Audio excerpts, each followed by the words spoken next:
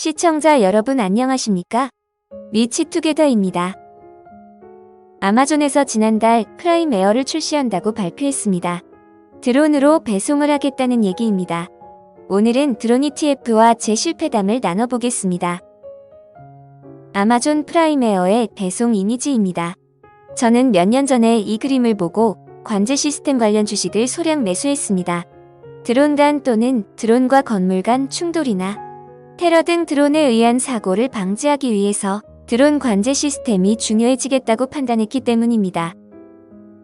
아무튼 아마존은 이미 2016년에 드론 배송을 한 적이 있으나 규제 때문에 정식으로 출시를 하지 못하다가 이번에 일부 제한된 지역에서 프라임 에어 서비스를 시작한다고 합니다.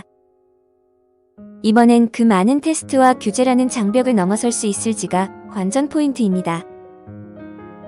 드론은 군사용으로도 쓰이고 있습니다. 탑10 드론을 보시면 대략 이런 모양입니다.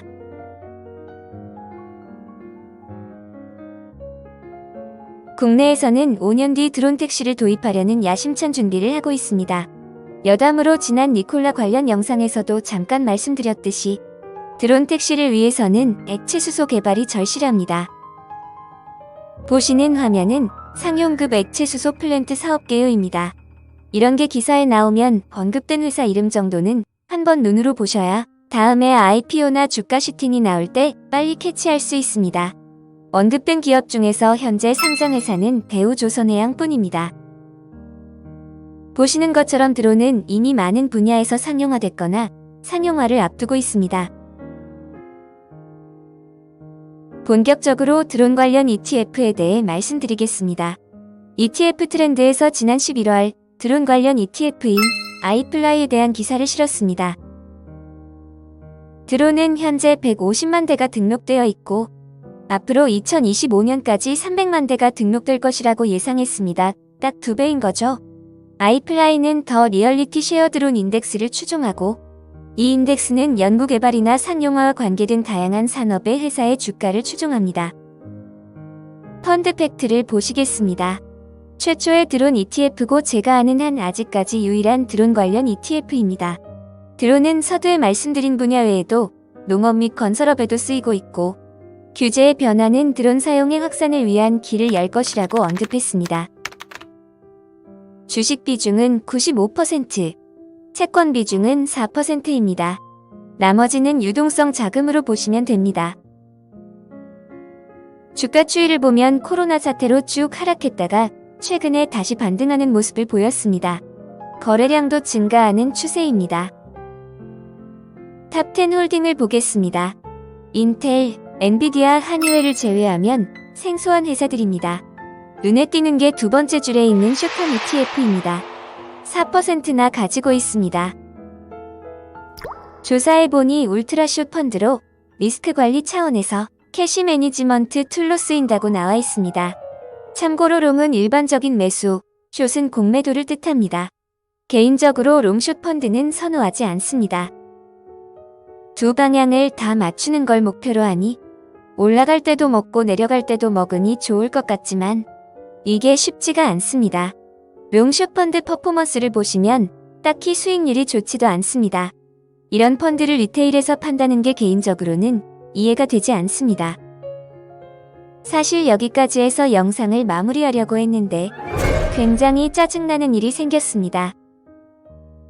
언급한 드론 ETF, 아이플라이가 추종 지수를 바꿨습니다. 이런 일도 가능하다는 걸 보여드리기 위해 영상을 이어갑니다. 지금 해당 ETF는 오버올 기간으로 거래 중지 상태입니다. 보니까 예전에도 라틴 아메리카 리츠 펀드도 이렇게 롤아웃을 한 적이 있었네요.